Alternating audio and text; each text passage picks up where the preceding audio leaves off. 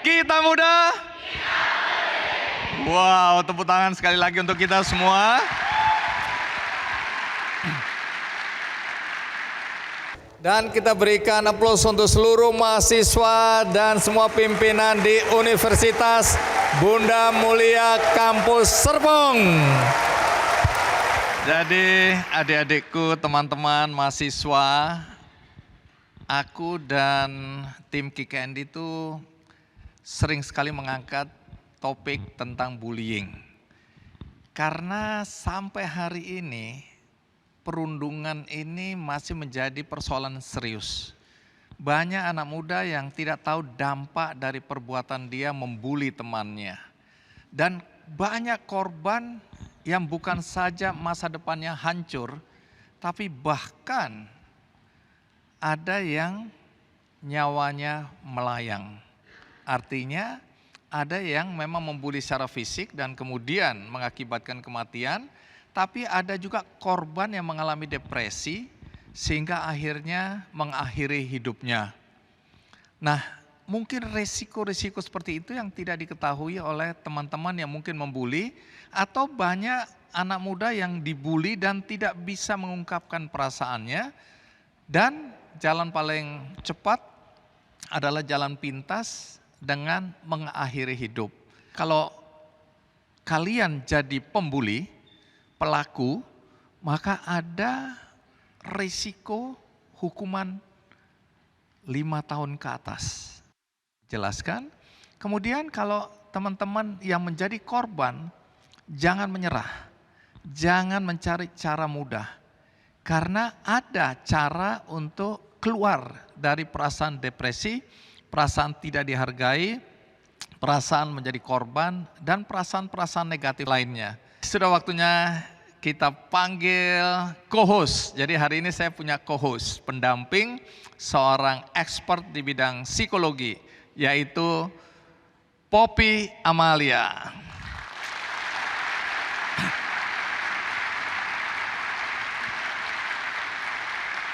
Mbak Poppy, silakan disapa teman-teman. Hai semuanya. Wah, kelihatannya cerah ceria nih. Cerah ceria. Masa depan kita kalau lihat anak-anak muda seperti ini, kayaknya Indonesia akan lebih maju di masa depan ya. Amin. Karena anak-anak mudanya hebat-hebat. Yes. Hari ini topik kita mengenai bullying, perundungan. Ya, silakan benar. duduk. Mbak Poppy. Yes. Kalau kita lihat dari informasi ya di berbagai media, Ya. baik di media sosial maupun di koran, di televisi, di radio, dan medium-medium lain tentang kasus-kasus bullying, itu nggak pernah reda, nggak pernah berhenti. Selalu. Kalau kita lihat misalnya di berbagai negara, ini bukan cuma di Indonesia, ada anak-anak yang mengakhiri hidupnya. Begitu kita lihat, oh ternyata dia korban perundungan atau bullying. Benar. Nah, kalau dari informasi atau pengetahuan yang ada di Mbak Poppy sebagai seorang psikolog, apa yang terjadi dengan kasus-kasus bullying di Indonesia terutama? Nah, ini kita sebelum membahas tentang kasus bullying yang ada di Indonesia, kita perlu tahu dulu nih, karena mungkin di sini adik-adik nih agak bingung nih, yang dimaksud dengan bullying itu apa sih? Gitu. Jadi bullying itu adalah perilaku agresif yang didukung oleh kekuasaan serta intimidasi atau dominasi untuk menyakiti, melecehkan, atau juga meneror orang lain secara terus-menerus. Jadi nggak berhenti satu kali. Targetnya adalah menyakiti. Target dengan perilaku agresif. Jadi memang dia itu terus menerus dan karena agresif itu ada emosi di situ. Nah, kalau misalnya kenapa ini terus menerus terjadi? Karena dari dulu memang perilaku ini memang sudah ada gitu loh. ya kita ngelihat dari zaman perang sendiri itu kan ada orang yang melakukan agresif dan menyakiti orang lain. Nah ini terus menerus turun terus gitu, akhirnya membawalah ke arah sekarang. Cuman kalau sekarang lebih masif, kalau ada yang lihat lebih masif karena sudah bisa melalui media sosial. Jadi targetnya itu bukan hanya secara fisik didorong dipukul, tapi secara mental. Nah, mental ini yang membahayakan karena dampaknya itu menimbulkan kecemasan dan depresi. Jadi kasus bullying di Indonesia itu tidak ada yang mau melaporkan. Pasti akan diam karena dampaknya yang diterima akan lebih besar daripada dia melaporkan. Nah, di Indonesia sendiri kalau kita ngelihat tabel data ya, lihat dari UNICEF di sini, itu dari 100% itu 35% terjadinya di kampus atau sekolah. Hasil yang melaporkan ya gitu. Kemudian sisanya 30% itu melalui online. 15% itu karena di public area dan 20% itu di rumah.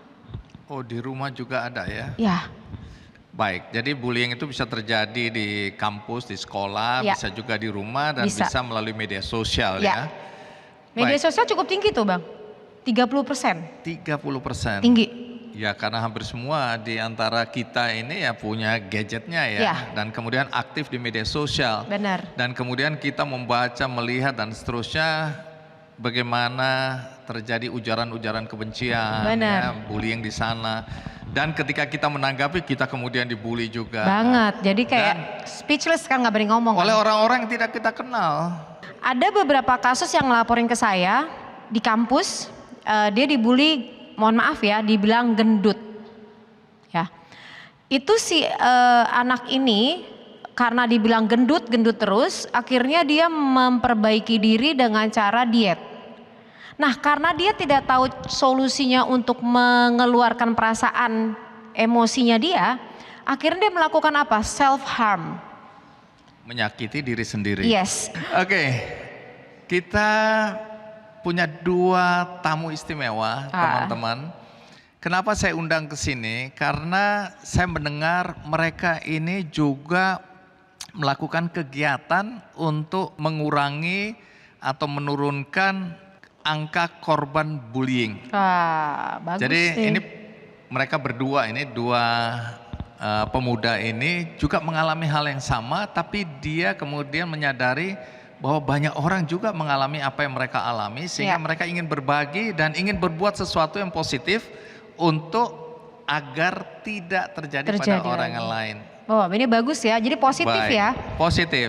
Jadi kita berikan aplaus yang paling meriah untuk Jonathan dan Patrick.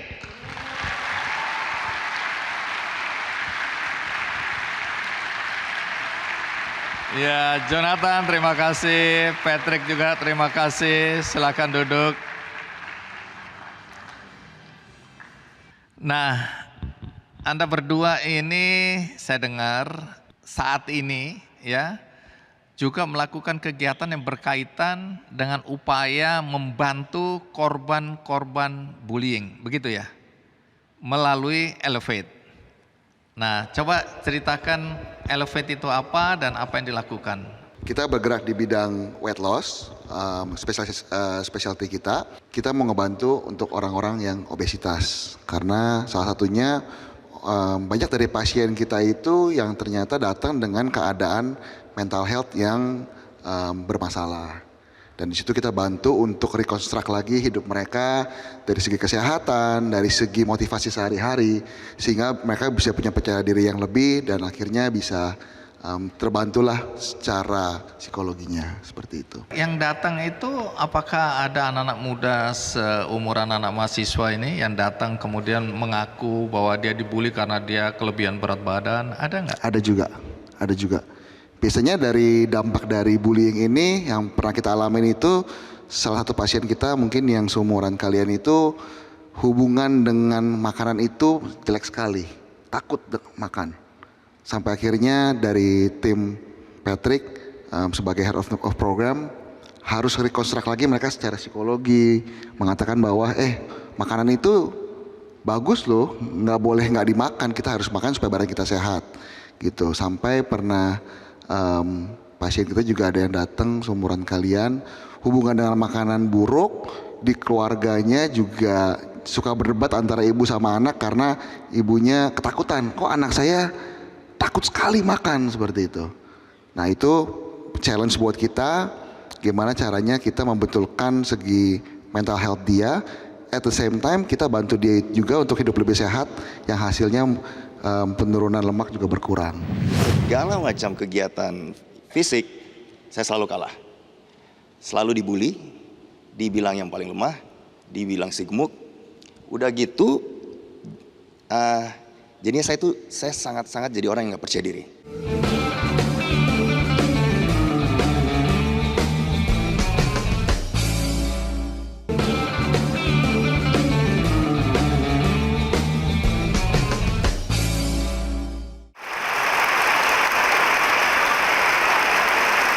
Ya, apa pengalaman Patrick ini? Saya ini lahir besar di sebuah kota kecil di Papua Barat. Saya di Fak, Pak. Saya lahir di sana, di mana kita tahu tuh, Bang Noya juga tahu, Bang Andi juga tahu bahwa di sana tuh anak-anak tuh fisiknya bagus semua. Saya besar di sana dengan fisik yang nggak kuat. Nggak kuat itu lemah gitu? Saya lemah, saya gemuk. Oh, gemuk juga. Jadi segala macam kegiatan fisik saya selalu kalah. Selalu dibully, dibilang yang paling lemah, dibilang si gemuk. Udah gitu, jadinya saya sangat-sangat jadi orang yang nggak percaya diri.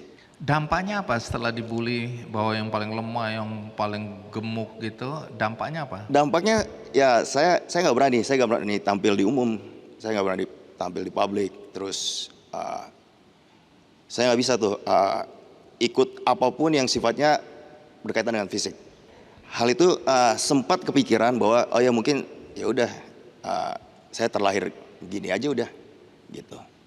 Jadi tapi untungnya sih waktu itu saya lagi bongkar tuh gudang, terus ketemu tuh sabuk karatenya papa saya.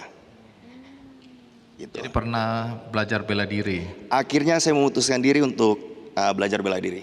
Tujuan latihan bela diri saya waktu itu, kan saya dibully kan pasti saya mau ngelawan. Udah ngelawannya kalah mulu. Saya kalah terus, berantem kalah. Terus karena kita tumbuh dengan film-film kungfu, terus ya udah saya lihat sabuk, dan saya memberanikan diri. Waktu itu di Kodim, seorang anak kecil nih, kelas 4 SD kalau nggak salah, 4 kelas 5 SD. Saya datang ke Kodim sendiri, saya nanya, di sini ada latihan apa sih? Gitu, sini ada latihan apa gitu. Ini yang datang, yang nerima saya tentara. Kenapa? Kata dia, saya mau latihan om, gitu. Kenapa? Berantem kalah mulu om, gitu. Terus dia nyaranin, udah bela diri pertama saya itu taekwondo. Dari kelas 5 SD itu, kelas 4 sampai kelas 5 SD itu, sampai detik ini, combat sport itu jadi nomor 1 dalam hidup saya. Sampai detik ini saya latihan. Luar biasa. Dan ini punya prestasi, pernah meraih berapa medali emas dalam MMA? Saya di submission grappling 2 kali medali emas. Wow. Terus ada amateur MMA, saya 2 kali medali emas. Terus dan ada beberapa combat sport yang lain, ada yang juara 2, juara 3. Nah, bagaimana awal mula kemudian muncul gagasan untuk mendirikan atau memulai Elevate ini? Sebetulnya saya hari ini datang Bang, saya mau ngaku dosa juga nih. Jadi dosa apa Ya. gitu? Jadi kalau saya itu sebetulnya masa kecilnya nggak pernah dibully, tapi saya itu orangnya jahil dari kecil. Jadi ternyata kejailan saya ini menjadi bentuk secara tidak langsung mengebuli orang, Bang. Oh, Gitu. pelaku ini. Pelaku, saya. ini Tapi saya korban. pelaku yang sudah bertobat ya. Jadi mohon maaf gitu. Jadi memang saya badut lah di kelas dulu. Tapi setelah beberapa waktu saya menyadari ternyata kata-kata yang mau kita pikir bercandaan itu bisa menyakiti orang loh, seperti itu. Beranjak dewasa, setelah saya punya anak, namanya bapak-bapak bang, kita punya penyakit bapak-bapak, kolesterol, asam urat, darah tinggi. Di situ dokter bilang bahwa kalau kamu nggak berubah, ini sekitar tahun 2018-19. Kalau kamu nggak berubah gaya hidup kamu, ada kemungkinan kamu itu nggak bisa melihat anak kamu menikah, gitu. Umur saya mungkin lebih pendek jadinya. Di situ dari orang yang dulu mungkin jahil, ngebully, terpukul sih bang. Di situ berasa mulai rendah diri, lalu energi juga sangat rendah. Kita ke gym juga ngelihat yang kayak Bang Patrick gini, waduh, mau nanya juga sungkan nih kayaknya nih. Ujung-ujungnya treadmill aja, 10 menit pulang. Habis 3 bulan nggak balik lagi ke gym, gitu. Akhirnya memang saya kenal Patrick ini sosok yang di dunia sport ini lumayan famous di kalangan teman-teman. Kebetulan saya juga belajar jujitsu juga dari dia. Akhirnya kita nggak tahu gimana ketemu di sebuah gym fitness juga, dimana saya juga lagi membutuhkan solusi. Akhirnya saya memberanikan diri untuk ke Patrick. Akhirnya saya ceritain semua masalah saya, kesehatan, dia ngebantu saya selama pandemi tapi Bang Andi. Jadi kita nggak pernah ketemu sebetulnya. Semuanya melalui chat, video call seperti itu. Akhirnya saya menjadi lebih sehat hidup saya. Dokter juga bilang, oh kamu sekarang sudah membaik. Dari sini kita akhirnya menyadari, ternyata dari yang kita lakuin ini bisa ngebantu orang juga loh. Seperti itu. Dan juga saya sebagai orang yang dulu membuli, Patrick korban bully, saya menyadari bahwa orang-orang obesitas ini mereka juga punya problem mental health yang harus kita bantu. Saya dari kesehatannya ataupun dari segi mental health-nya. Nah di situ kita terbentuk bang. Oh, jadi mulai memikirkan kalau kita pernah mengalami, karena Jonathan dulu sempat overweight juga. Sempat overweight, iya. Saya pernah Terus anaknya pernah dibully juga ya? Betul. Nah ini kena batunya saya 2 kali bang. Kena batunya. Satu. Itu karma itu. Karma itu bang, betul. Jadi yang pertama karena saya kena penyakit. Yang kedua di saat yang bersamaan anak saya ini juga dibully di sekolah. Jadi anak saya ini ada lazy eye bang. Jadi satunya mata fungsinya agak berkurang. Dia itu suatu hari saya jemput dia nangis pas dia keluar. Akhirnya pulang saya ngobrol sama dia. Sebetulnya masalahnya sepele bang. Tapi ternyata temannya itu bercanda sesuatu yang ternyata itu saya dulu gitu bang. Gitu.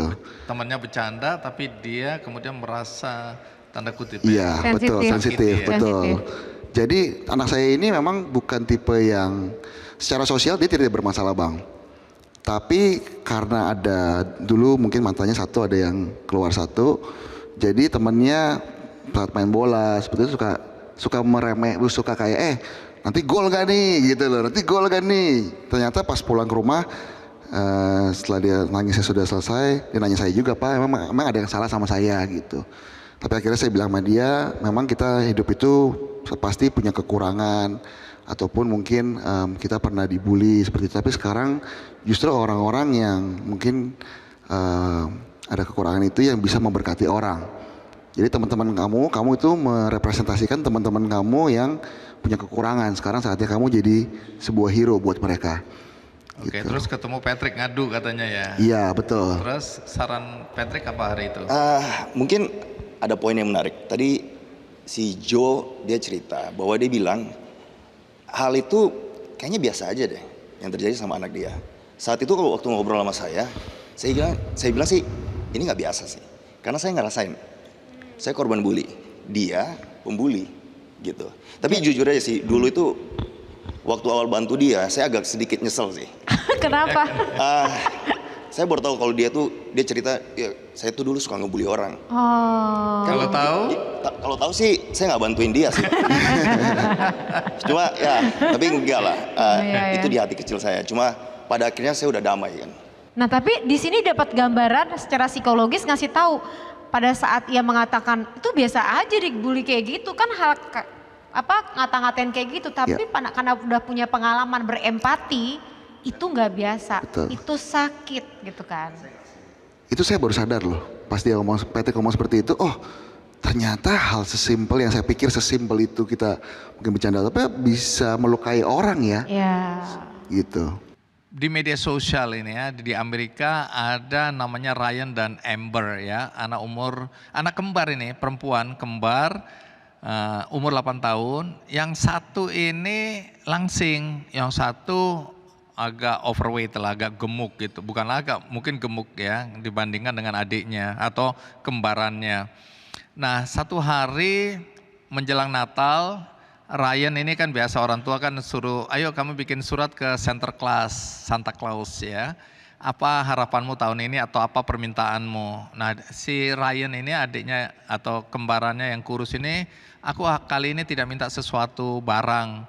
Aku minta kepada Santa Claus agar dia mengabulkan doaku supaya teman-temanku tidak lagi membuli saudaraku ya, terutama fisik. Nah, waktu dia menulis surat itu kan yang membaca orang tuanya. Orang tuanya kaget bahwa ternyata anaknya di sekolah dibully. Sehingga hari itu memang keputusan akhirnya adalah memindahkan anaknya ke sekolah yang lain. Nah, jadi banyak orang tua yang tidak tahu bahwa anaknya mengalami pembulian.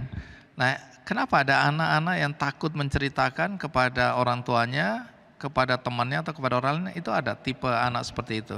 Hampir min rata-rata kasus bullying tuh nggak akan pernah mau cerita. Jadi nggak ada satupun kasus ditemukan TK sekarang udah banyak yang bully loh.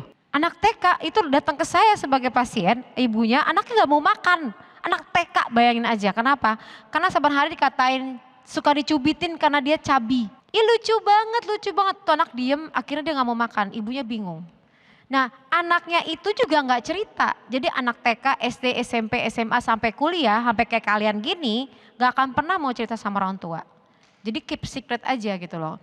Kenapa? Karena kalau dia cerita, efeknya tuh lebih gede, lebih besar lagi. Bener nggak? Kenapa nggak mau cerita lagi itu? Kalau di zaman saya waktu itu, kenapa saya nggak cerita? Kenapa saya hadapin sendiri? Karena mungkin saya cerita dikit. Saya tuh terlahir tuh di keluarga cowok semua. Saya kakak beradik laki-laki semua. Terus orang tua saya juga orang tua yang ya orang tua zaman dulu nih, orang tua yang cukup keras gitu. Jadi ya saya nggak mau cerita, saya nggak mau jadi udah lemah di luar, lemah lagi di dalam keluarga. Jadi mungkin itu yang bikin saya nggak cerita. Ya kadang orang tua kan katanya mau mendidik anak, terutama anak laki-laki supaya dia jadi anak laki-laki yang maco, yang jantan, nggak cengeng. Jadi begitu mengeluh, alah begitu aja kamu mengeluh. Udah, ayo anak laki-laki nggak boleh nangis, anak laki-laki nggak boleh ini, nggak boleh itu. Akhirnya dia merasa ada gap ya untuk bercerita. Itu alasan, salah satu alasan karena kalau dia cerita dia nggak dapat dukungan.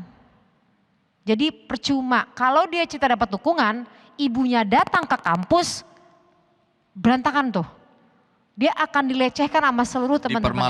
Dipermalukan. Cengeng lo, tukang lapor orang tua, anak mami, anak papi gitu ya. Jadi lebih baik diem.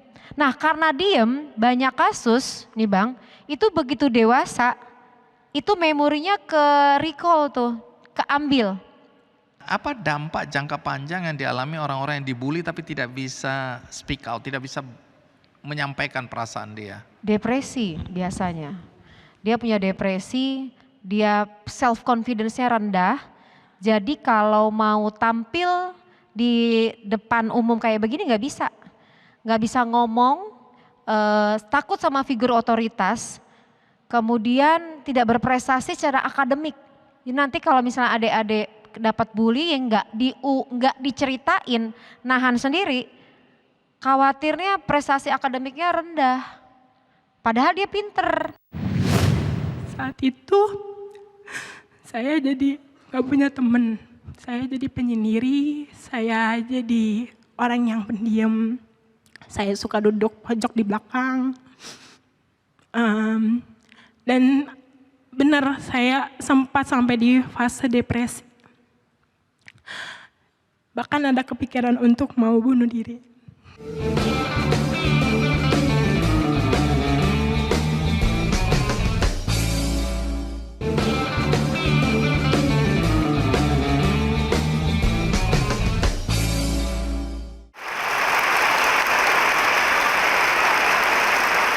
Kalau boleh tahu, kalian berdua ini lulusan apa ya? Latar belakang pendidikannya apa? Jo, dulu sekolahnya apa pendidikannya? Kalau saya manajemen industri Bang Andi. Manajemen industri. Manajemen industri. Oke, Iya. menarik ya. Industri. Kalau Patrick? Saya malah arsitektur. Arsitektur. Oke, tapi bidang yang digeluti sekarang seperti Elevate tadi ya. Keluar jalur. Oke, jadi latar belakang pendidikan juga tidak membatasi kita ya untuk melakukan kegiatan-kegiatan yang menurut kita akan lebih bermanfaat bagi banyak orang. Nah, kembali ke kesempatan ya, kita kasih kesempatan mahasiswa untuk bertanya ya. Tapi sebelum itu katanya ada mahasiswa yang mau menceritakan bahwa dia pernah dibully ya. Namanya Angeline Christine atau Angel. Angel, coba cerita apa yang pernah kamu alami, boleh berdiri ya. Perkenalkan, nama saya Angeline Christine, saya dari Prodi Ilmu Komunikasi. Jadi saya akan menceritakan sedikit bagaimana pengalaman masa lalu saya. Jadi sejak awalnya saya dibully itu dari SMP, dari kelas 1 sampai kelas 3 SMP. Saat itu pembulian yang saya dapat itu berawal dari cyberbullying. Jadi salah seorang teman saya ada yang mungkin tidak suka dengan saya, lalu dia neror saya dengan komen di IG, di akun saya setiap saya buat postingan, dan itu bentuknya spam. Terus komennya itu dalam bentuk caps lock dan kata yang tidak pantas ya, maksudnya kata kasar gitu. Lalu saat itu awalnya kan dari satu orang, tapi saya nggak nyangka kalau dia ini mungkin memprovokasi sampai satu angkatan menjauhi saya.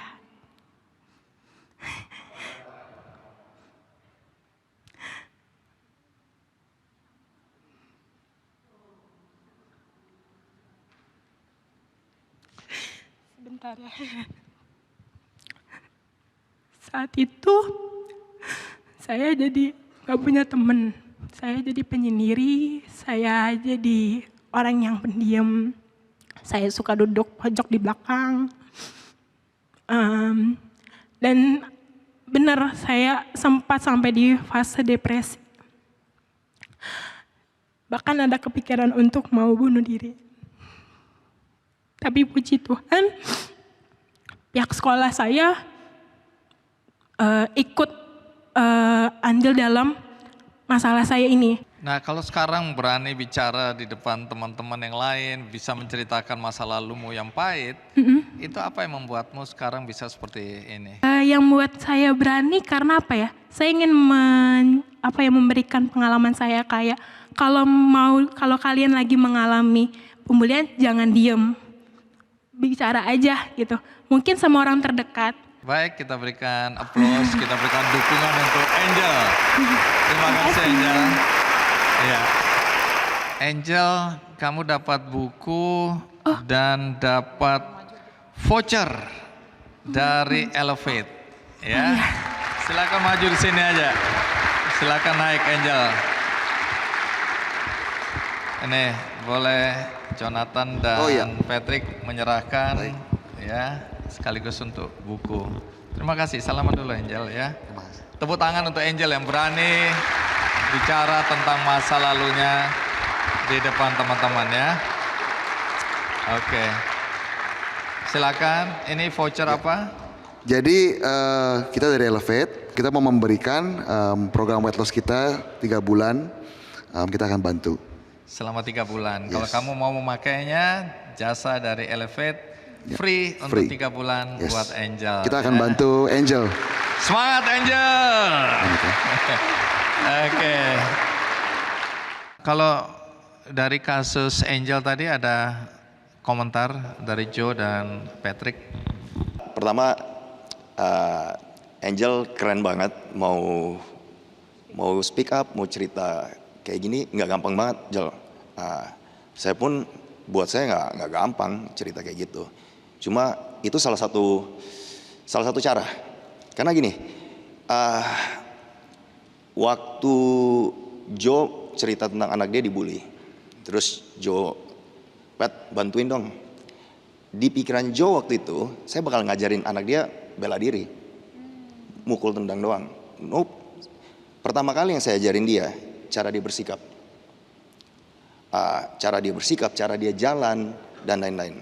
Korban itu ya karena sikapnya dia. Nah, Misalnya apa contohnya? misalnya orangnya jalannya aja, misalnya ngebungkuk, nggak berani natap mata orang. Oh, kalau nunduk itu malah Iya, dibully ya? Dibully, nggak berani natap mata orang. Makanya saya ngajarin pertama kali anak dia untuk, ayo kalau ngomong sama saya, lihat mata saya. Gitu. Jadi pukul tendang bukan masalah itu. Jadi saya latihan bela diri untuk hadapin ini semua. Fight back itu bukan selalu tentang berantem. Bukan selalu ada bagiannya self defense. Saat kita memang udah didorong dan lain-lain. Tapi sebelum itu, situational awareness dia, ngapain dia jalan di tempat yang bakalan ini gitu. Jadi hal itu yang saya terapin. Karena satu lagi nih, paling penting nih sebenarnya. Kita nggak ngomong untuk semua korban bullying, bisa aja yang harus saya ngomong harusnya sama orang tua. Karena gimana pun kita atau anak itu, dia itu niru orang tuanya dia. 80% kalau papanya aja, mohon maaf, papanya aja jalannya udah gitu, terus nggak berani ngomong, dia akan niru. Jadi saya mau mulai itu sebenarnya dari orang tua juga. Jadi buat Angel dan buat teman-teman yang lain, kalian di masa-masa kuliah kalian tuh kan udah cukup berat tuh.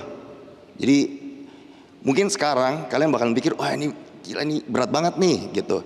Tapi ingat, plus yang punya masalah kayak gini, kayak Angel, kalau kalian nggak selesain, setelah ini di era-era kalian kerja dan lain-lain lebih berat lagi kayak gitu. Baik, ada mahasiswa yang bertanya. Ini sudah ada Raihan Alvarez dari Prodi Ilmu Komunikasi. Raihan mana Raihan? Oke, Raihan, kamu naik ke panggung, kamu menggantikan aku di sini.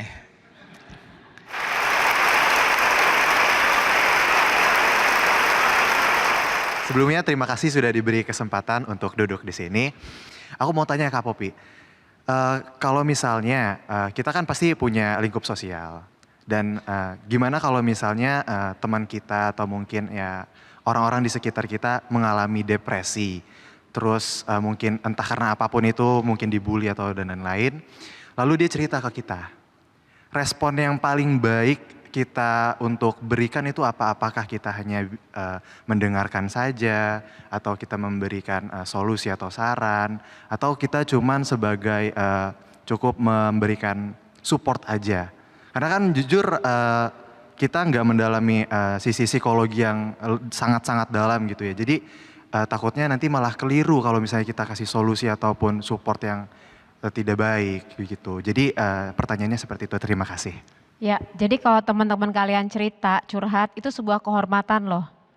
Satu itu, artinya kamu adalah orang yang bisa dipercaya, jangan dibocorin. Nah yang kedua, dengarkan dia, karena sebenarnya dia tuh butuh didengar. Kamu mendengarkan dia itu udah 50% solving problem, tanpa ngasih advice apapun. Karena belum tentu nasihat kamu tuh bener gitu kan, bisanya malah makin terpuruk gitu. Jadi mendengarkan dia. Nah kemudian kalau bisa kamu mau kasih masukan, cobalah posisinya netral. Jadi jangan ngebela, misalnya dia curhat tentang temennya, posisinya netral, jangan ngepro. Biasanya kan, sorry ya, kalau cewek-cewek kan, kalau misalnya dia disakitin, cewek sama cewek tuh biasanya emang tuh cowok gitu, kita kan makin parah kan.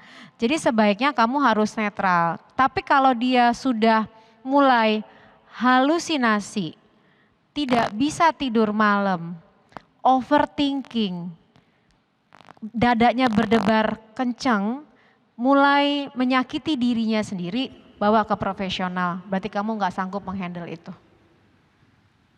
Baik, terima kasih Raihan. Ya, kamu juga dapat buku dari Kick Andy, ada 2 buku. Dan ini voucher, tapi voucher ini adalah voucher untuk kalau membutuhkan treatment ya. Kamu kelihatannya suka olahraga juga, nah itu bisa untuk berapa lama? 3 bulan juga. Sama program weight loss 3 bulan. Kalau kalian ngerasa diri kalian tuh kayak, kok banyak banget nih yang benci sama gue sih, ngebully gue. Tapi ingat deh, di luar sana jauh lebih banyak yang care sama kalian.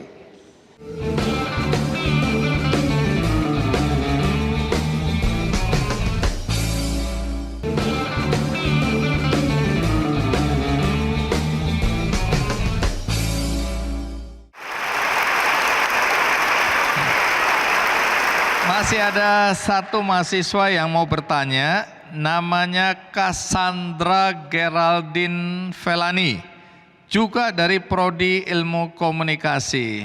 Jadi di sini itu saya ingin bertanya kepada Kak Jonathan dan Kak Patrick.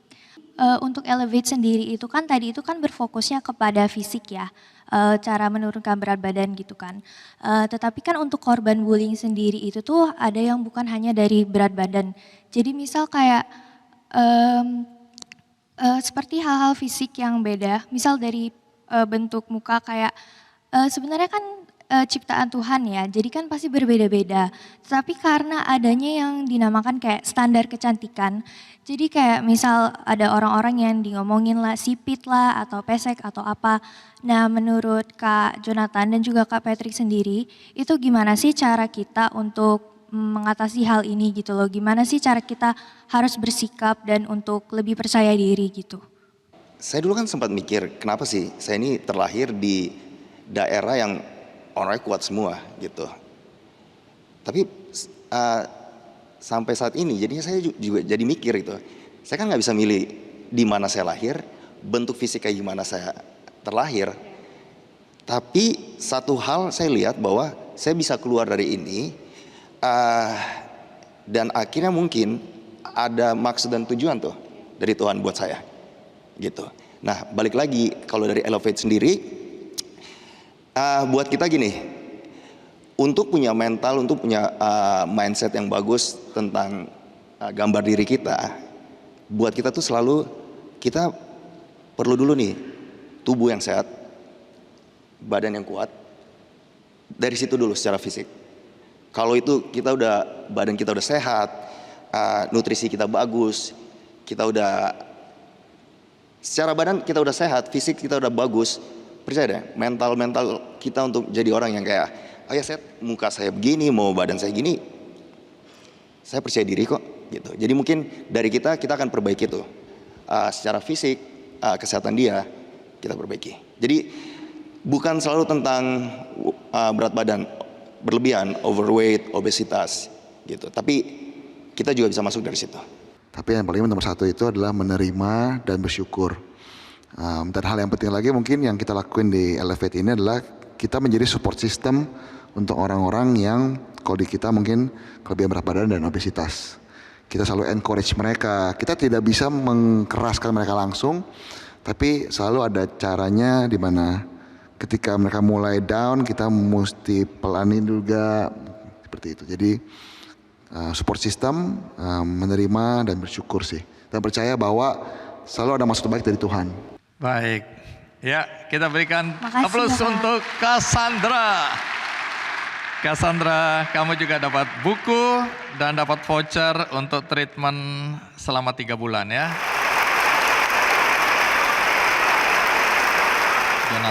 Jonathan, apa yang paling penting dari percakapan kita hari ini yang mungkin itu summary-nya atau mungkin ada sesuatu yang belum aku tanyakan atau belum kita sampaikan atau bicarakan, tapi Jonathan ingin bagikan buat teman-teman baik agar mencegah pelaku bullying, perundungan, atau mencegah jadi korban atau apa saja, silakan disampaikan. Ya, mungkin kalau dari pengalaman saya yang saya mau bagiin, saya merefleksikan kejadian-kejadian yang terjadi. Kita harus hati-hati dengan apa yang kita ucapkan. Ada perkataan mulutmu adalah harimaumu ya. Jadi yang kita pikir bercanda ternyata mungkin buat orang lain terimanya beda. Dan itu satu hal yang harus diingat, mereka bisa bawa itu terus sampai mereka tua nanti. Jadi kita harus benar-benar perhatikan apa yang kita ngomong atau bercandaan kita, seperti itu sih. Oke, sekarang Patrick. Oke, dari saya sih untuk semua korban bully di luar sana, saya ngajakin kalian untuk lebih berani aja, lebih berani speak up dan lain-lain. Mulai pola hidup sehat dengan hidup yang sehat, pikiran kita jauh lebih sehat, lebih berani. Paling dari saya cuma satu nih untuk kalian nih. Kalau kalian ngerasa diri kalian tuh kayak, kok banyak banget nih yang benci sama gue sih, ngebully gue.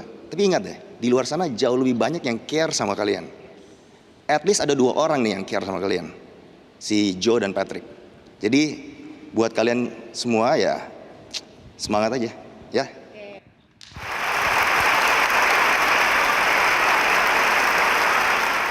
Nah, terakhir Mbak Poppy, apa yang mau disampaikan kepada anak-anak muda yang di sini maupun yang nonton acara ini? Ya, saya bicara untuk yang pelaku ya.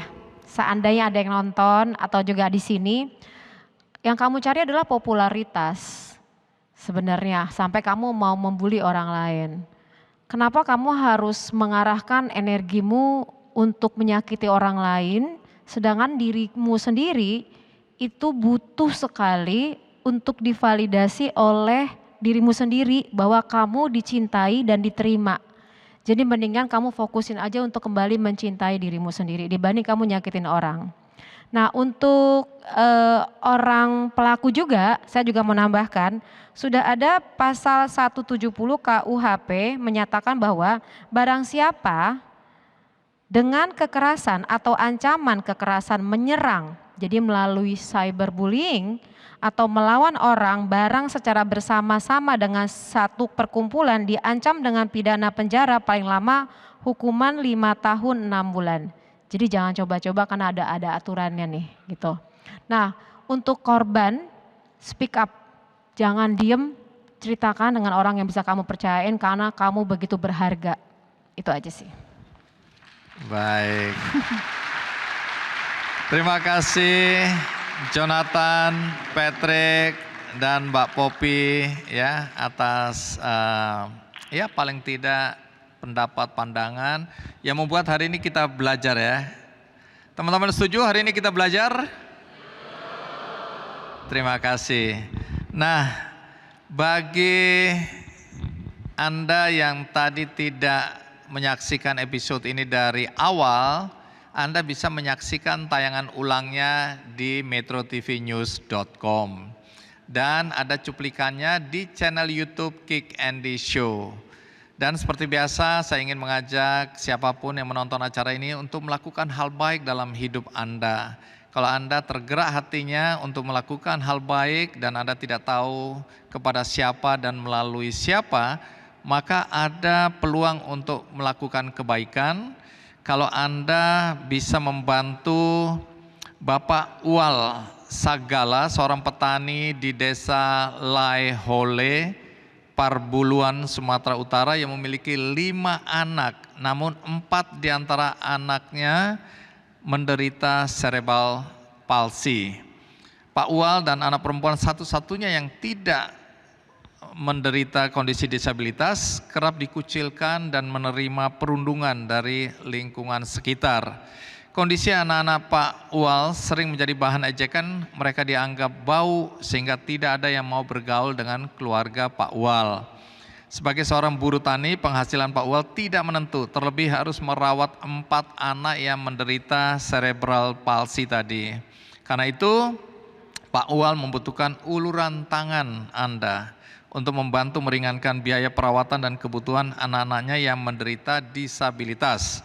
Jadi cara untuk membantu Pak Uwal tadi adalah klik benihbaik.com dan temukan campaign berjudul Perjuangan Buruh Tani Hadapi Perundungan karena 4 anaknya menderita cerebral palsy.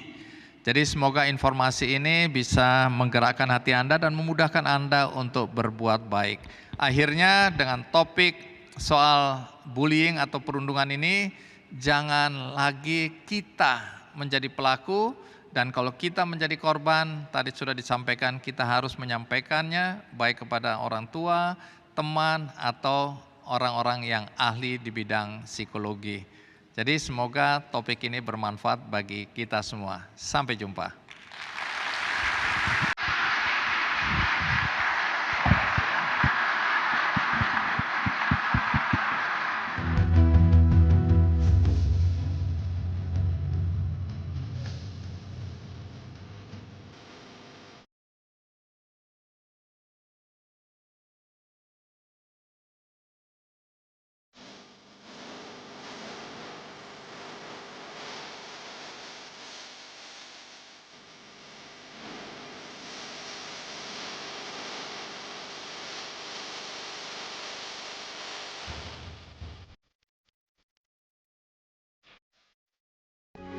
Metro TV.